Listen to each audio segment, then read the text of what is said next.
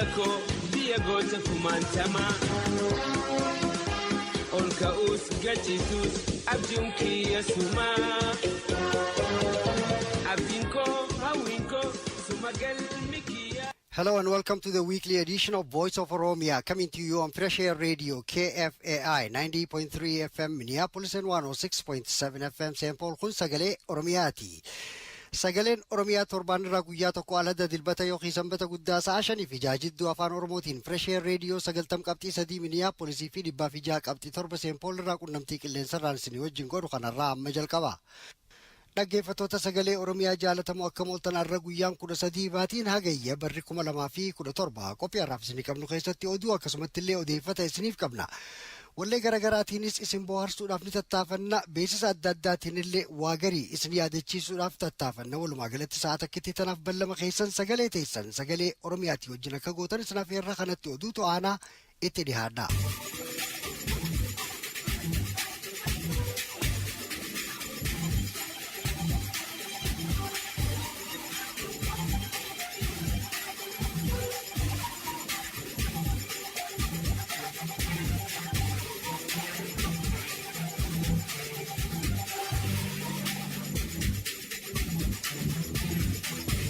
Hagayya 13 bara 2017 irra deebinee akka mooltan jechaa oduun torbaan kanaa kunoo.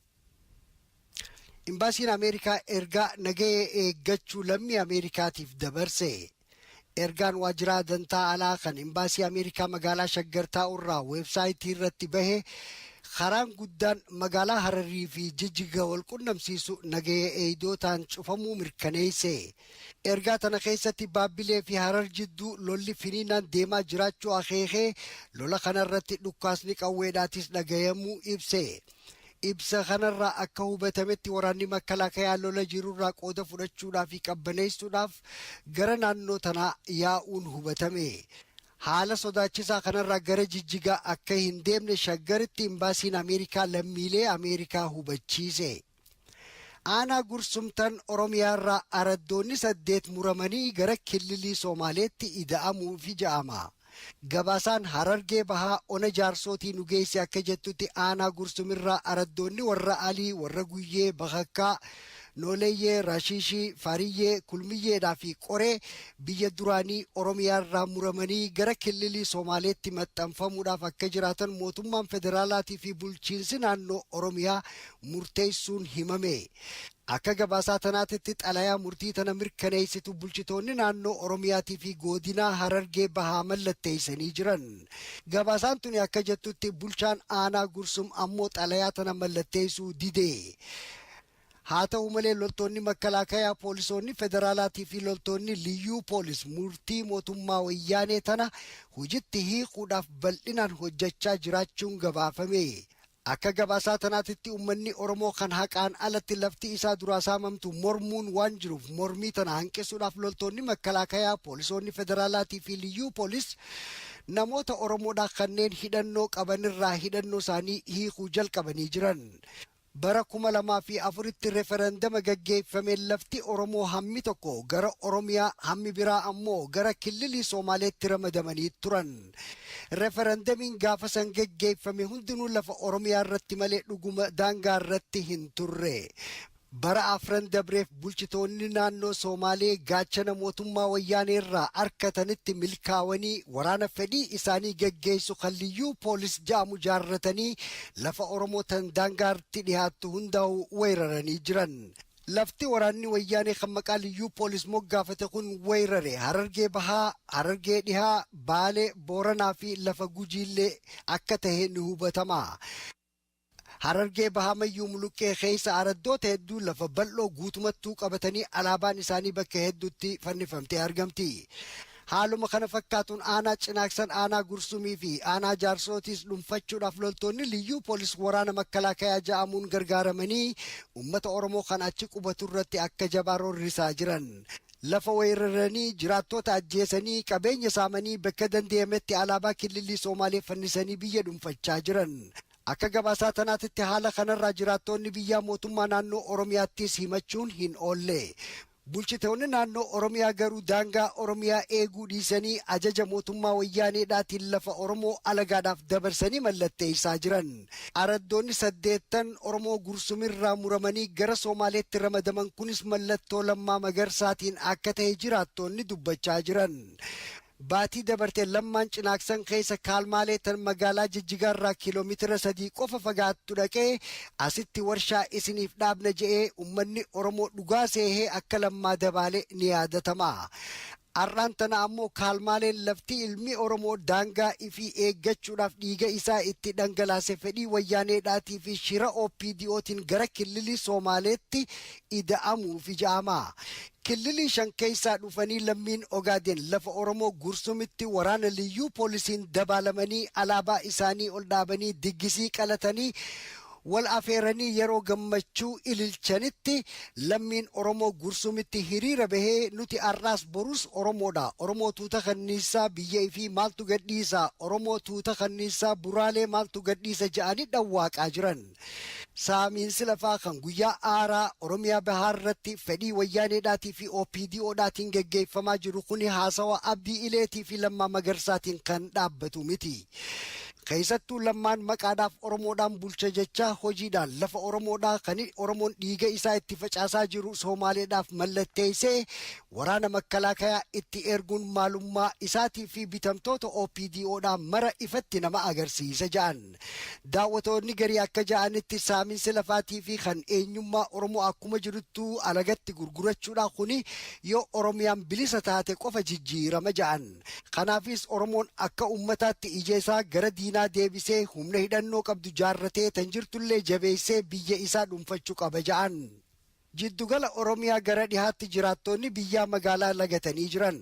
Oduun jiddugala Oromiyaa tan aanaa tokkee kuttaayyee magaalaa Gudarirraa baatu akka jettutti jiraattonni magaalaa Gudar gibira baasuu didanii geejjibninis akka hin sossoone godhuunii fi dukkaannan manneen nyaataatillee dabalatee akka cufaman godhuun diddaa mootummaa wayyaaneedhaatiif qaban agarsiisa jedhan. Mootummaan wayyaanee ammoo arraan tana mata duree faayidaa Oromiyaan Finfinneerraa qabu irratti galma miiliiniyam jedhamu kan magaalaa Shaggar jirutti namoota mari'achiisuun gabaafame. Gabaasaa tanarraa akka hubatametti namoonni walgahii tanarratti argaman hundinuu dabballoota wayyaaneen akka ummata sobaniif leenjiftee bobbaafte ta'uudhaatu odeeffama. Dabballoonni kun galma san keessatti mari'atanii miidiyaa dura dhaabbatanii mootummaan teenya Finfinneerraa mirga addaa qabaachuu Oromiyaadhaan murteessitee jaalanne akka ja'aniif qopheeffaman jedhama. Gara biraatiin torbaan dabre wayyaaneen haala yeroo hatattamaa kaasne jettee dubbattullee yeroo ammaan tanaa waraana isiidhaa lakkoofsa guddaadhaan gara Oromiyaa sossooftee bakka haaree hedduu qubsiisaa jirti jedhama. Baqattoonni 160 laga Yaman keessatti darbaman namni 13 achi buutee tahan. Gabaasaan Aljaziiraa akka jettutti baqattoonni doonii yaabbatanii bahara diimaa qaxxaamuranii gara Yaman yaa'an yeroo qarqara Yaman gayan namoonni qawwee hidhate kanneen baqattoota laga tarkaanfachiisan baqattoota dooniirraa humnaan haranii yoo xiqqaate baqattoonni 6 du'an. Jaarmayni godaantota kan mootummoota tokkoomee International Organization for Migration IOM'n ibsa baase keessatti hojjettoonni keenya reefka baqattoota nama 6 bishaan keessaa arge je'e. Nama 6 keessaa 2 dhiira yoo ta'an 4 ammoo dubartiidha. Akka gabaasaa tanaatitti namni 84 kanneen lubbuun isaanii eewalamte ammoo odoo hojjettoonni IOM achi hin dhufiniin dura karaarraa maqan ja'an. Akka gabaasaa tanaatitti warri maallaqa fudhatanii dho'isaadhaan karaa nama ceesisan osoo dooniin qarqara Yaman hin ga'iniin dura laga keessatti afaan qawweedhaatiin baqattoota sodaachisanii dooniirraa laga keessatti akka utaalan dirqan. Baqattoota kanneen keessaa lakkoofsaan irra guddaan Oromoo yoo ta'an lammiin Soomaaleetis keessa jiraachuutu dhagayama. Namni tokko kan lammii Tigraayilleen isaan keessa jira jedhama.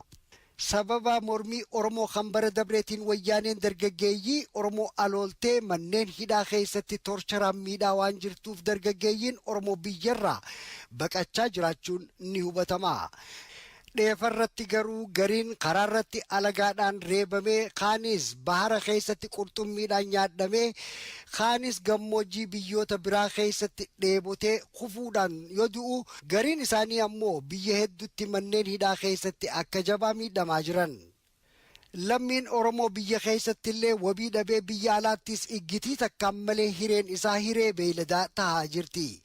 Daawwatoonni garii akka jaanitti haalli kuni haga Oromoon if keessa deebi'ee marihatee tokkummaa horatee humnaan alagaa biyya isaatirraa buqqisuu danda'utti kana caalaallee itti cimee itti fufuuf jiraata ja'an. Tolaa miidhagsaa mana hidhaatii bahee du'e. Akka gabaasaa tanaatitti torchara bara tokko guutuu irratti geggeessiteen akka hamaa eega aagibaa nayixeen booda wayyaaneen Tolaa hidhaarraa baaftee warra isaaniitti kennite. Tolaa miidhagsoo badhaasoo mana wal'aansaatti akka yaalamuuf warri isaanii hospitaala geessanillee lubbuun isaa eewalamuu hin dandeenye. Tolaan torchara wayyaaneetirraa du'e Tolaadhaaf rabbi haa araaramu, firaa fi maatii isaatiinis rabbi isin jajjabeessu jenna. Magaalaan Ambootii fi naanna'oonni isiidhaa shororkaawaa jiran waraanni wayyaaneedhaatis achitti guuramaa jira. Gabaasaan ture akka jettutti magaalota Ambootii fi Mogoritti jiraattonni biyyaa magaalaa dhaquu dhabuudhaa fi dukkaannan cuccufanii geejjibninis akka magaalaa san keessa naannawa sanitti akkan sossoone godhuurraa wayyaaneen humna waraanaa ergitee ummataan shororkeessaa jirti. Waraanni wayyaanee kanneen achitti qubsiifames dargaggeeyyii Oromoo manarraa guuree hidhuudhaa fi uleedhaan miidhuudhaatu himama. Haalli kana fakkaatu magaalota Ad'aa Bargaatii fi Mogorittis gaggeeffamaa jira. As United States keessa isteeta Virginia Charlottesvilletti namoonni olaantummaa nama adiidhaan leellisan hiriira bahan. Ummanni diddaa isaanii qabus achumatti hiriira bahanii tuuta lamaan jidduu wal morkiinii fi harkaanillee wal tumuun gabaafame. Namtichi tokko kan maqaan isaa Alex Fields Jr. jedhamu kan jiraataa isteeta Ohio makiinaa ummatarra oofee namni tokko yoo du'u namni hedduunis madaawan. Akka gabaasaa tanaatitti namtichi umriin bara 20 kuni jibbansa nama adii hin tahiniiti qaba jedhama. Pireezidantiin Ameerikaa Doonaald Tiraamp hiriira olaantummaa nama adiidhaa leellisu kanaa fi ajjeechaa Alex uummata irratti gaggeesse balaaleffachuu dhabuun isaa nama hedduu qalbii cabse jedhama. As Minisootaa keessattis torbaan dabre masjidni Daarul Faaruq kan Bloomington boombii itti darbamteen akka gubate ni yaadatama. Dhoohinsa boombii tanarraa namni miidhame hin jiru, garuu kunis namoota nama adii hin tahin jibbaniin akka gaggeeffame ni amanama. Poolisoonni federaalaa FBI namoota tarkaanfii darbiinsa boombii masjida kanarratti fudhatan barbaaduurra jiran. Daawwatoonni garii akka jaanitti eega Doonaald Tiraamp pireezidantii ta'e kana tarkaanfiin jibbansaa tana fakkaattu heddommaachuu daran Ameerikaa keessa masjidoota 16tu haala akkanaatiin miidhaman ja'an. Pireezidanti Tiraamp dhukkaasa masjida Faaruq kanarraa dhukkaasni kun kan dhugaa ta'uu fi kan dhugaa ta'uu dhaba eegaan hubadheen boodaan waa dubbadha jedhe. Jechi isaa kunis daran nama hedduu aarsee jira. Dhaggeeffatoota sagalee Oromiyaa jaalatamoo oduun irraa raawwatte.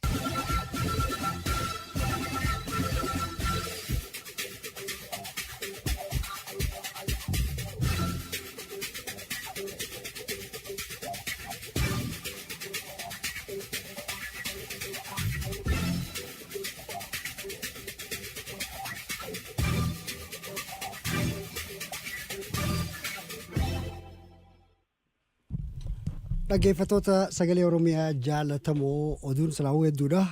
Gariin siinaa tantuqamtee fi tan tuqaminis akka biyyeedhaati. Tantuqaminis dubbiin Kooriyaadhaa ammallee akkuma samiirraa rarraatetti jirti.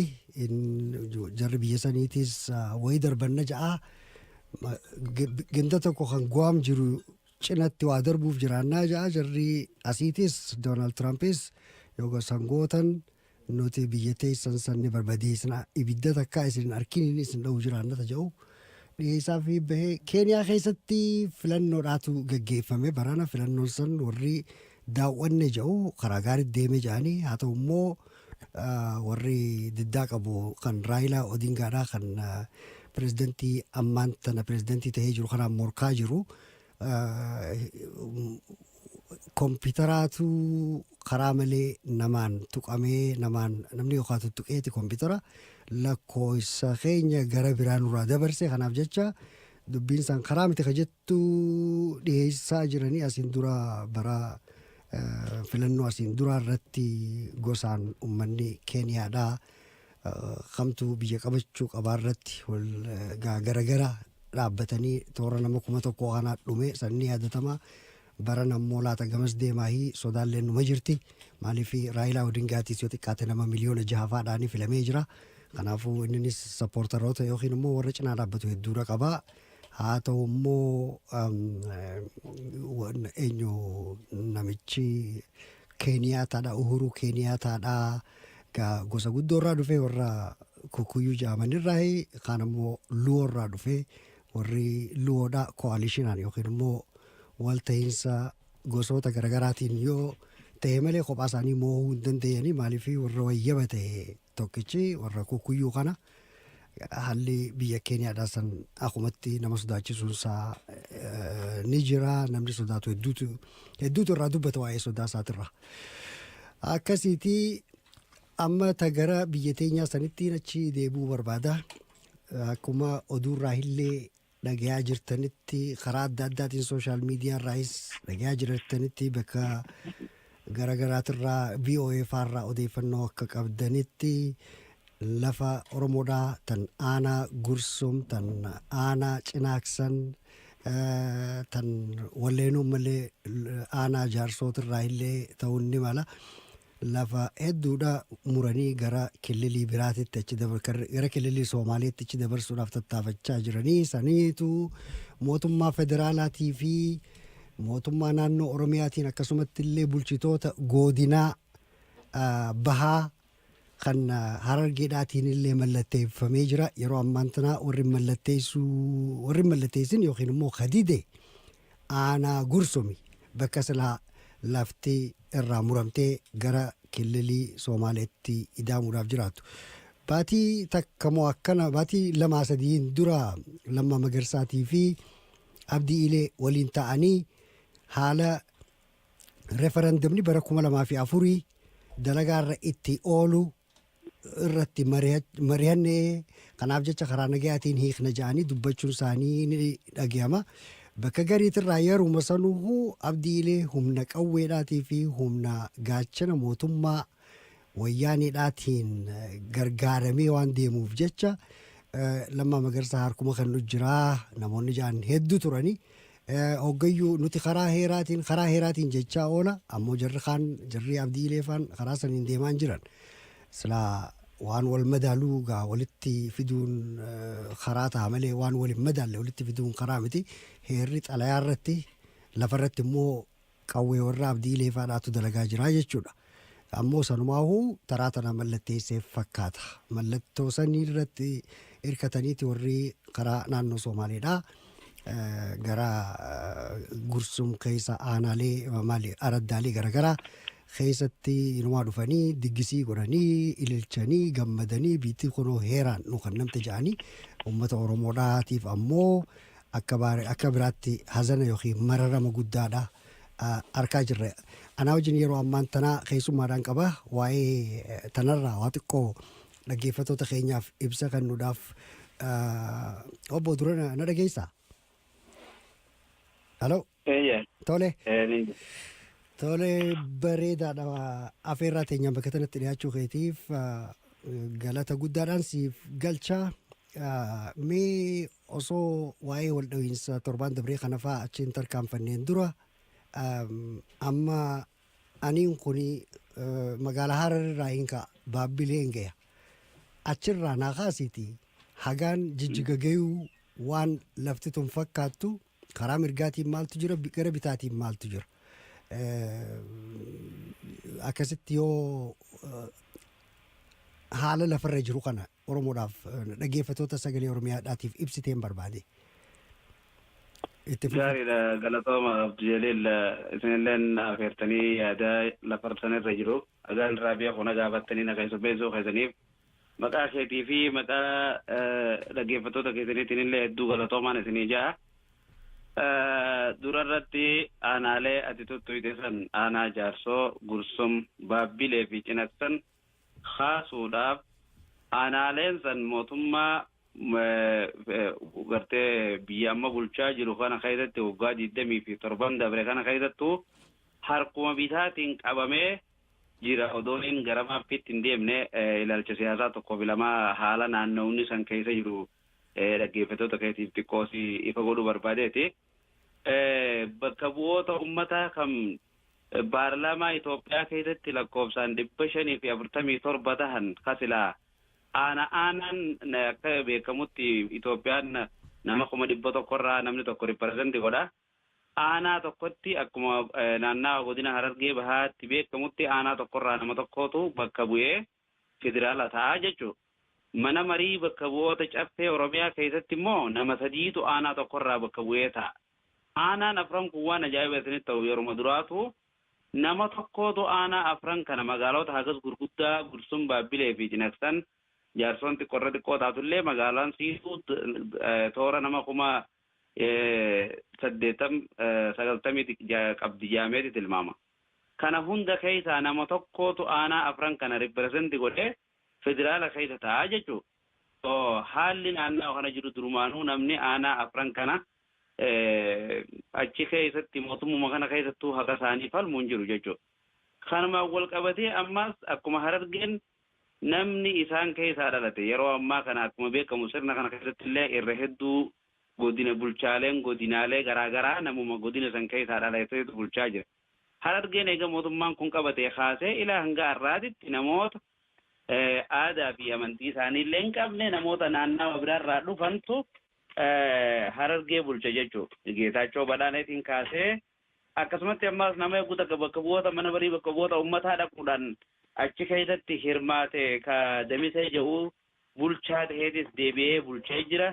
Ammallee namni lafa tana akka barbaadetti saayin godhee farramee Somaaliif laatee dabarsaa akka jiru kun nama naannawa biraarraa dhufee jechuudha. Nama bakka inni itti dhalate hin beeknu maqaa Harargeetis hin qabu. Harargee bakka bu'uu hin danda'u kuni kana. Gara maappiitti yoggaanii fi deebinu magaalaa Hararirraa kaanee yoggaanii fi kara Jijjigaatitti imallu aanaaleen kun afran kaa jiran naannawa kana jechuudha. Aanaaleen afran kana keessa magaalaa Hararirraa kaanee yoggaa Baabbileetti dura dhufna naannoo Harariiti jechuudha. Baabbilee karaa kanaan ka daangeessu karaa kaaniin immoo aanaa miidhagaatitti daangeessa karaa kaaniin deebi'ee Baabbilee Ogaadeenii wajjin daangeeffamtii jechuudha. Akkuma abbootiin keenya duratti sarara daangaa lafa kaayanii qarree cikaa jaamuudhaan bakka beekamu Fiik bira jirti jechuudha. Fiik magaalaa Baabbileetirraa kiiloomeetira 135 irratti yoo argamtu aanaan Baabbilee lafa bal'inaan aanaalee godina Harargee bahaa jiran keessa aanaa qumbiitti aanee bal'aadha jechuudha. Yookaan isaan wal qixa ta'a jechuudha. Yoggaanii fi Baabbilee bira dabartuu daakata qaxxaamurtee laga daakata qaxxaamurtee akkuma ol baateen Gursum aanaa Gursum seenta. Aanaan Gursum magaalaa Bombaas jaamtutti dura dhufta. Bombaas irraa harka bitaatti yoonii fi garagaltu taate magaalaa Funyaan biraatti dhayita. Bombaasiin qaxxaamura yoo adeemtu taate immoo qaxxitaa karaa Jijjigaatti si fuudhaa jechuudha. Magaalonni muraasni hagi tokko karaa kanarra jiraachuu isaanii oolu. Bombaas, Qoree, Dhagahalle yookaan Faafam akkasumatti haada'u karaa marraatiin ilaa hanga Jijjiga seentutti magaalota kanaatu karaa ispaaltii kasalaa Jijjigaa fi Harar walitti hidhu kana gubbaa jira jechuudha. Karaa ispaaltii kanarra egaa gandeemtu gara harka mirgaatiin naannoo Soomaalii namoonni Soomaalii itti baay'atu naannoo Soomaalii dijaamee daangaan kasararamee jechuudha. Gara harka bitaatti immoo naannoo Oromiyaati aanaan Gursum kanarra akkuma Bombaasii qabdeen ilaa hanga Dhagahalleetti deemaa jechuudha. Achirraa kaaftee yoonii fi haadoo ol garagaltu garuu aanaan Cinaksan lafa orda jaamtu qabee harka bitaatti akkuma jenne akkasumatti immas gaara gudees karramarraatiin yoggaa qaxxaamurtees diida waalee keessaa saanummaan Cinaksan sun qabee ilaa hagama kanniisaa fi harba'iiditti kan itti fufuu jechuudha. Kanaan duba haalli kuni lafti tun Oromiyaan gara harka bitaatti argamtu ispaaltii irraa yoo taatu harka mirgaatti yoo karaa Jijjigaa deemnu lafti jirtu tun Soomaalii uummannis Abaskuulfaa Yabarree Baltaraa uummata kanaatu qubata karaa naannawaa Jijjigaa godhiyaan. Garuu Baabbileetti wanni hubatamuu qabu harka mirgaa lafni jenne kuni baay'inaan gadi fageenyaan magaalaarraa gara kiiloomeetira 100 yoo hiika taatu uummatuma Oromooti muranii akka barbaadanitti jala kaayan jechuu Oromoo duraatu.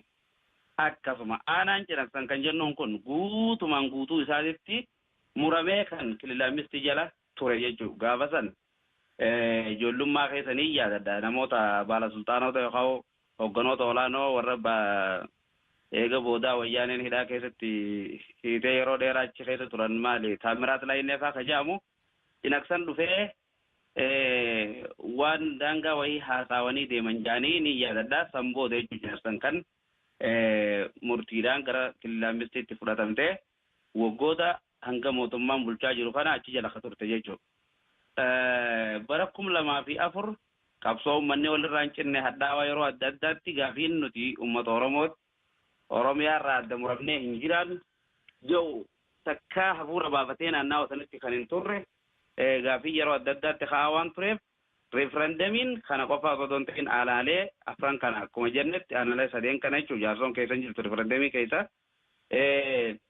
aanaalee biraa ammaas kan godina Harargee ba'aa keessatti argamu kanneen akka Minoo Qombii fi Mayyuu Mulluqqee fa'aa dabalatee referendamiin isa gaggeeffame gara biraatiin karaa naannawaa Dirree Dhawaatiin illee Eererfaa dabalatee referendamiin gaggeeffame booda Cinasan guutumaa guututti yoggoo aanaa araddaa 98 qabdu taatu irra hedduu waayyamni aanaalee kana araddoota diida waalee keessa jiran tahuu karaa Cinasan duubaa fi magaalaa aanaa jaarsootii fi karaa gursum jidduu jiran gaarreen jiran kanneen akka Waleensuu, Qobboo Biikaa, Mullisa, Amoola, Mudhii Daawwee kanneen magaalaa Cinasan gama duubaatiin karaa dhiha magaalaa Cinasan hin jiran yooniif ta'us hundinuu referendamii kanaan gara naannoo Oromiyaatti makamee jechuudha. Sambooda gaa jarri kun ciisan qabanii magaalaa Cinasan tunnu harkaa baatee hin ta'u waan jedhuun yeroo adda addaatti qabsoo isaanii akka kaasan ni yaadatama. Garuu barana amata lamaan dabre kana keessatti qabsoon achirratti finiinee uummanni keenyaas irraa difeensi godhuudhaan mootummaan naannoo Soomaalii weerara yeroo adda addaatti itti fudhatuudhaan haalli jiru rakkisaa akka ta'e gaa hundi keessanuu quba qabdanii haaluma kana jechuun kan deemaa rakkisaa dhufee uummanni keenya bakka adda addaatti Baabbileettis, Gursumittis, Cinasanittis firraafachiisaa jiranii jechuudha. Cinasaan wanni adda taasisu aanaalee sadeen amma dubbanne kana Baabbilee fi Gursum keessaa Baabbilee fi Gursum yeroo duraatiif Oromiyaa jala turan jechuudha. Referendamiin yoo gaggeeffamus magaalota Baabbilee fi Gursum irratti hin gaggeeffamne xarafa magaalaa akka Bombaasfaadha kan referendamiin naannoo Oromiyaa keessaa fuudhee Soomaaliif kanne. Akkasumatti mullu fuudhee Soomaaliif kanne jechuudha. Haa ta'u mullu san keessaa illee araddaaleen akka Ibroo Muusaa lafti silaa magaalaa bebbeekamtuun Oromiyaa jalatti gartee falmattee hafuunsi hin oolle jechuudha. Cinasan wanni adda taasisu kanarraa garuu guutumatti aanaan kun naannoo Soomaalii jala ture referendamii bara 2004 saniin guututti ammallee gara gartee Oromiyaatti as deebi'ee as geeddaramee jechuudha. Wanni isaan illeen Cinasan irratti ilaalchi isaan qaban ka Cinasan irraa muramtee hafuu kanaaf yeroo adda addaatti qabsoo haasan kana fakkaata jechuudha. Cinasan kana eegwaanii fi kaafnu jijjigarraa namoonni gariin akka waan fagoo taatetti fudhachuun oolu. Aanaan Cinasan kuni araddaaleen isaa magaalaa Jijjigaa kiiloomeetira 3 walakkaa magaalaa Jijjigaatirraa kiiloomeetira 3-4 ture. Amma magaalaan Jijjigaa araddaa Kaalmaale biyyoo fi akkasumatti illee gartee Ambarooraagee ja'aman irratti ol ballachuudhaan araddaa Kaalmaalee fa'aa guutumattuu akka waan dhuunfachaa deemtuutti gartee magaalaan irra ballachaa jirti jechuudha. Saniif magaalaan tun as geesse irruma dhumna malee naannawaa kana gadi hin dhiifnu jedhanii murannaa akkasiiti kan qaban amma referendamiin alatti akkanuma muranii lafa tana akkuma magaalaan Finfinneedhaa ballattee lafa hanga feete akka fudhachuudhaaf jirree hayyamaniif kanallee haaluma akkasiitti Oromiyaa sila magaalaan Jijjigaa san Oromiyaa irra ballachaa jirtu san lafa san fudhatanii gara Jijjigaatitti makuudhaan ala akkasiitti jechuudha qabsoon naannawaa sanirraa deemaa jiru. Garuu ilaa hanga ammaa kanatti gaafiin uummata naannawaa saniif godhame dhiyoo tana qorannaadha jedhanii namoonni federaalaa akkasumatti ammallee gartee namoonni naannoo lamaan bulchanii waliin ta'uudhaan deemanii sagalee uummataa gaafatan araddaan Kaalmaalee fa'aan nuti Oromiyaa irraa dabuun numan taane jedhanii akka diddaa dhageessisan warri qaamaan bira jiru yeroo adda addaatti nuuf ibsaa jiranii jechuudha. Cinasan kana qofaa miti barbaachisummaan si mootummaan naannoo Soomaalii qaceellotti akka Cinasan barbaachisummaa qabdu yookaan diinni waaleef dhaqqabana fakkaata. Garuu uummanni Oromoo caalatti waan Cinasan kana kan hin beekne natti fakkaata jechuudha.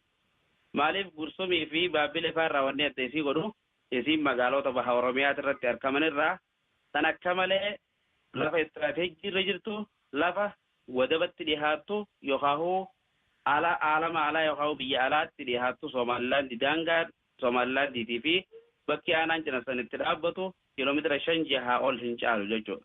Saniifuu laaftu namni magaalaa cinaksanirraa ka'ee magaalaa Booramaa akkasumatti Wacaalee fi magaalaa biraa kan daangaarra jiranillee Hargeysallee dhaquudhaaf odoo jijjiga keessan baane odoo naannoo Somaalii dila san hangas mara keessan deemne arkachuu dandeenya jechuudha.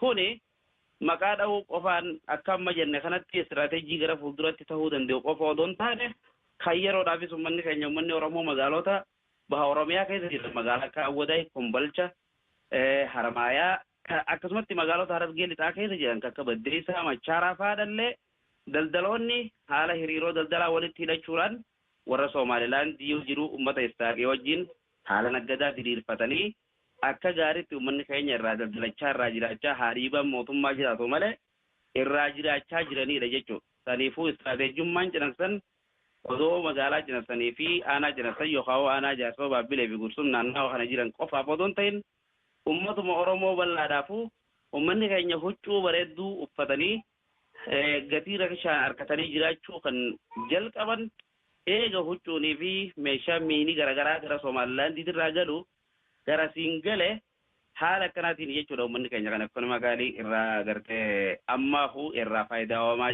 jiran jechuun ni danda'ama jechuudha.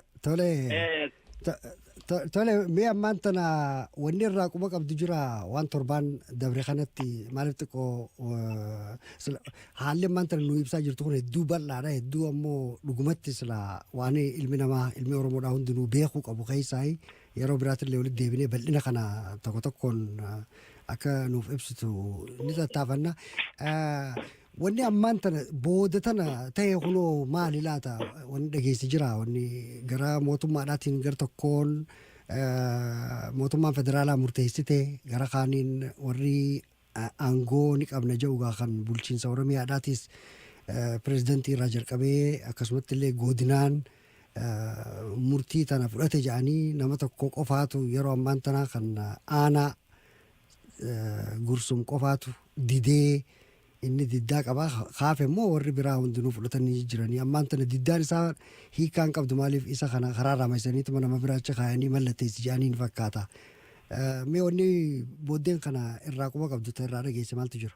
Eeyyeen aanaa Gursum qofaa miti aanaan Cinaksanillee akkasumatti bulchaan aanaadhaa guyyaa muraasa dura gaafii fi deebisa isa wajjin godhan namoota godhellee riidiyoo kan akkam ta'e garuu dhageetiin jira. Nuti waan kana godhan hunjaaniituma nu gad erga malee waan ta'e keessan beenuu jeeti kan inni dubbate. Aanaa Cinaksan irratti illee wanni warra ilaan gammaa wanni mallattaa'e tokkollee akka hin jirre oduun qabnu kanuma. Wanni mallattaa'e gara bulchaa aanaatiin kan mallattaa'e tokkollee hin dhageemne. Gara Gursumitti waggaa ceenu garuu dhugaadha. Araddaalee booraalee yoggaan fi jennu magaalaa Qoree Tarammaree fi Bombaasii fi Dhagaalee jidduu jirti jenne sanirraa gara harka mirgaatti argamti. Booraalee sana akka waan isaan walakkaatti ilaalaniiti jechuudha uummata keenya Oromoodha kan warri achirra qubatu araddaa hedduudha booraalee fi keessaa kan araddaa takka qofaa miti. Isii sana jechuudha kan murtaa'ee jira haalli keessanis Somaalii kililaamistii wajjin buluun murtaa'ee jira jedhaniiti weeraruma nutti banamee fi liyyuu poolisii fi waraana federaalaa kan nu marse agarree jedhaniiti uummanni booraalee kaa dubbachaa jiran oduurree Gursumirraa namoota wajjin haasoo inni argadda jechuudha. Marfamneetuma qabamnee kililaamistii jala jirtan jechuudhaan ergaan nu dhufte Gursumumarraa nu dhufte jedhanii dubbatanii taataaqiileenii fi hojjettoonni araddaa booraaleetirra jiran baqatanii akka gara funyaan biraatti yeroo ammaa kana jiranii fi akka ilaa hanga ammaa diddaa dhageessisaa jiran hiriirri tokko akka ba'e hiriirri ba'e sanilleen kan mootummaan bulchiinsi aanaa Gursum quban qabne yoo ta'in kanuma odoo isaan quba qaban bahe fakkaataa jedhaniiti namoonni kan dubbatan maaliif isaanis mormii akkarraa qabanidha waan silaa mootummaan gara gubbaatirraa sadarkaa federaalaatii fi sadarkaa godina Harargee bahaatii fi naannoo mootummaa Oromiyaattii fi Somaaliitti waliigaltee godhanii mallatteessan kana warri aanaarra jiran akka falman kanumaatu agarsiisa jechuudha. Garuu namoota garii kan aanaa sanirra hojjechuu turan akka bulchaa aanaatiitii fi sadarkaa aangoo olaanaa qabaachuu turan gaafa Girmaa maali maqaan isaa pirezidaantiin naannoo Oromiyaa kan ammaa Lammaa Magarsaa gaafa dhufee Gursum daawwate akka booraalee gadi muramuu qabdii jee inni itti dubbate waan jiru jiraattonni aanaa gursum hedduu namoota achi bulcharraa shakkii qaban jechuudha. Namoota santu dabarsee booraalee gurgurate waan jiru namoota akkasirraa gungumii yookaan shakkii irraa qaban san ni dhageenya jira. Saniifuu ilaa hanga ammaa kan dhageeme kan murtaa'e akka murtaa'etti murtiin gara gubbaarraa gad dabre jaamee fudhatamee liyyuu poolis irratti walitti galtee irra qalattee irra diggisaa teenya lafti biitisaa teechaa jirtu booraalee aanaa gursum jalatti kan argamtu araddaa 5 taniif keessaa qabdu naannawa booraalee jedhamu akka ta'e oduun nuti achirraa arganne ni ibsa jechuudha. Gara Baabbileetti yogguu achi ceenu akkasumatti karaa fiiqitti gad deemuu bira dhaabbannee magaalaa Baabbileetirraa kiiloomeetira 2-3 akkuma gabbaaneen achirraa qabee funyaan Awushariif Laayiban jedhamtu akkasumatti tulluu horoo naannawa bal'aa magaalaa Baabbileetii gad jiru kana akka jirutti kunilleen harka Soomaalii gale jechuudhaan Soomaalonni liyyuu poolis irratti illee gartee waraana isaanii geeffatanii akka achirratti illee dhiichisaa jiranidha kan dhageenye. Gara cirasaniin garuu araddoonni tokkolleen kaamma dura harka isaanii seene jaamee isaan waraana isaanii irratti ergatan wanni dhageenye hin jiru.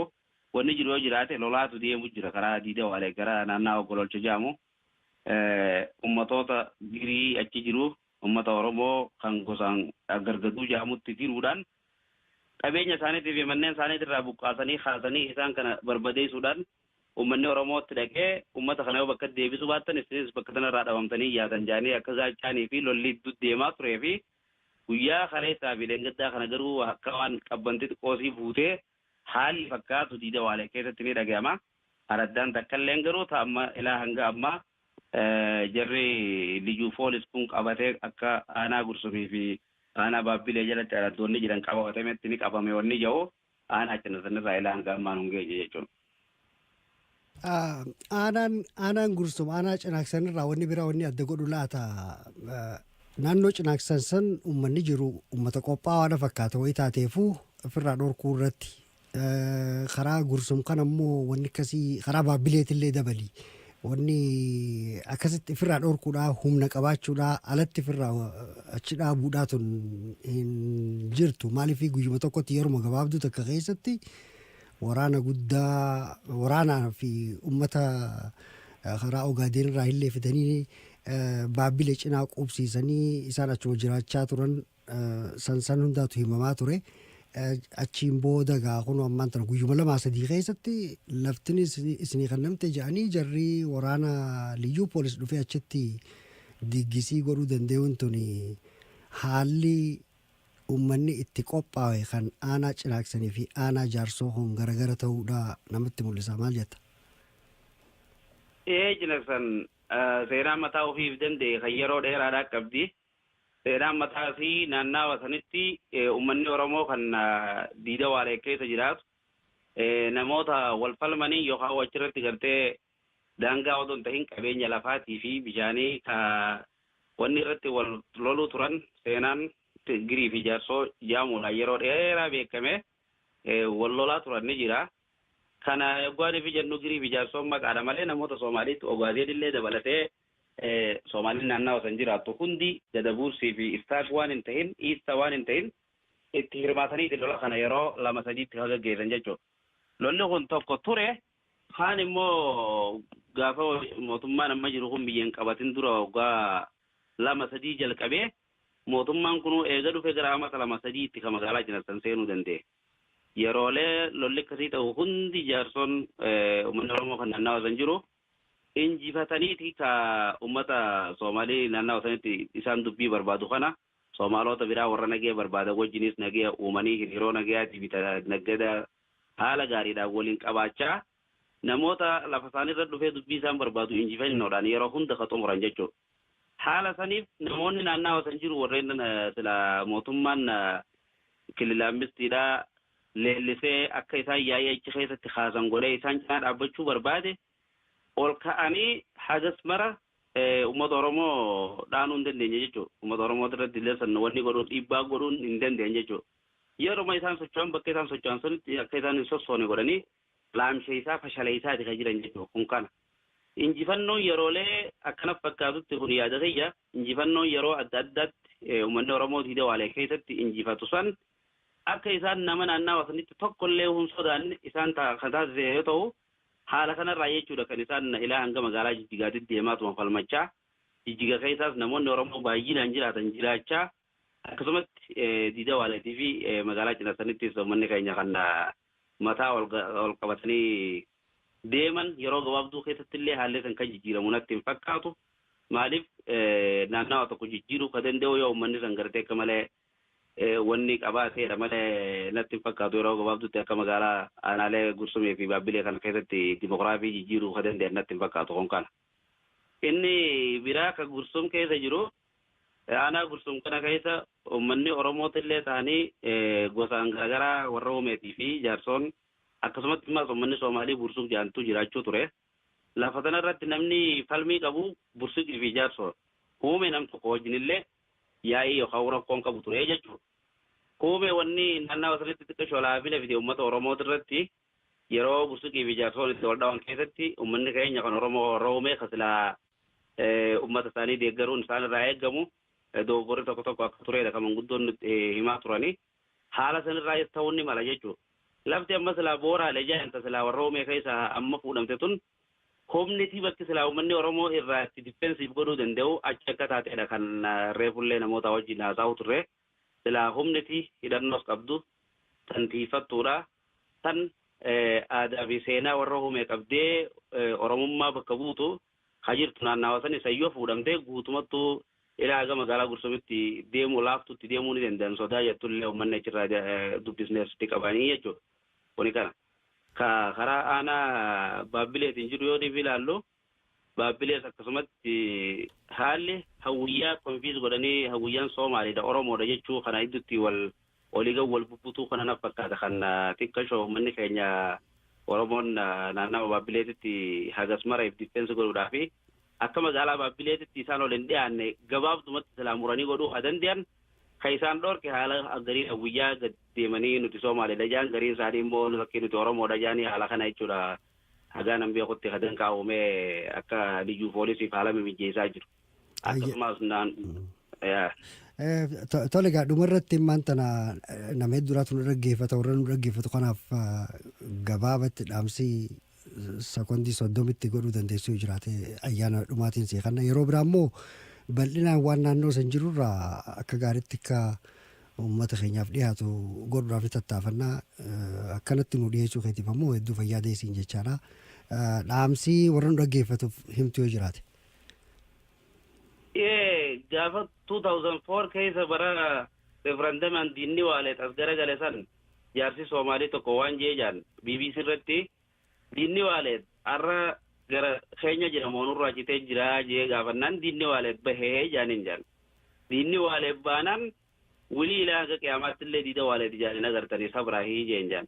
Hagas takka gaa namni qiimaa lafaa beeku waan kana walii dhaama uummanni keenya kan Oromoo bakka jiru burraayyuun teenya lagaxaafoo lagaxaadhiin teenya je'ee mormii fi haala akkasii nama boonsisu kanaan naannawa magaalaa Finfinneen sidaas namni biraarra qubatullee muramtee lafaan kana biraan dheeytu lafti tuni haguma Finfinnee yookaan burraayyuun barbaachisummaa qabdu irraa ol qabaachuu ni dandeessi. Kanaafuu uummanni keenya Oromoo hagas takka hubatanii akka hooggantoonni Oromiyaa gariin namoota naannawa san jiru afaan Soomaalii dubbachuu isaanii qofaan akka Soomaalii fakkaatanitti fudhatanitti akkam fudhanne lafti isaan lafa isaanii ta'uu beekee uummanni keenya hubannoodhaa fi akkasumatti illee sochii waan godhuu danda'u qalbii fi qaalibaan waan danda'u uummata keenya san bira jiraachuunii fi hubannoo akkas fakkaatu qabaachuun hedduu barbaachisaadhaan ja'a. Galatoomaa na keessummeessuu keessaniif jedhedha. Hayyee hedduu galatoome atilleen yeroo biraatis akka barnoota guddaa sirraa argannu keessattuu waan naannoo sanii ni abdannaa har'aaf fayyaa naa deetii nagaa naa jiraadhu.